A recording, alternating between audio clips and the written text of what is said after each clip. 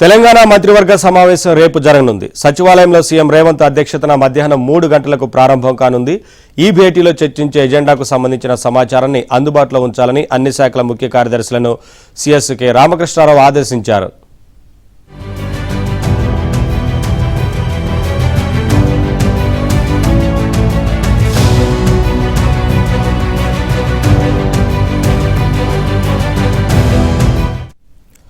కేబినెట్లో ప్రధానంగా స్థానిక సంస్థల ఎన్నికలపై చర్చించనున్నారు. స్థానిక ఎన్నికల్లో బీసీలకు 42% రిజర్వేషన్లు కల్పిస్తూ ప్రభుత్వం జారీ చేసిన జీవోపై హైకోర్టు స్టే ఇచ్చిన విషయం తెలిసిందే. దీంతో నవంబర్లో జరగాల్సిన ఎంపీటీసీ, జెడ్పీటీసీ ఎన్నికలను రాష్ట్ర ఎన్నికల కమిషన్ వాయిదా వేసింది. ఈ నేపథ్యంలో స్థానిక సంస్థల ఎన్నికలపై ఎలా ముందుకు వెళ్లాలన్న దానిపై మంత్రులతో సీఎం చర్చించనున్నారు.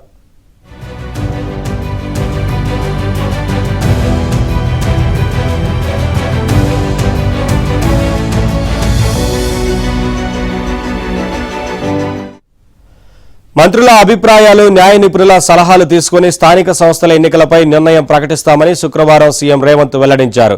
అయితే రిజర్వేషన్ల పెంపు జోలికి వెళ్లకుండా పార్టీ పరంగా బీసీలకు 42% సీట్లను కేటాయిస్తూ ముందుకెళ్లడమే ప్రస్తుతం పార్టీ ముందున్న మార్గమని నిపుణులు చెబుతున్నారు.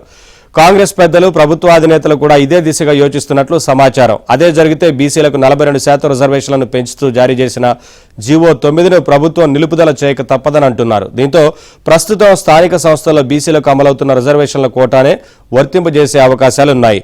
దీనిపై కేబినెట్ నుంచి ఏదైనా నిర్ణయం వెలువడుతుందని భావిస్తున్నారు.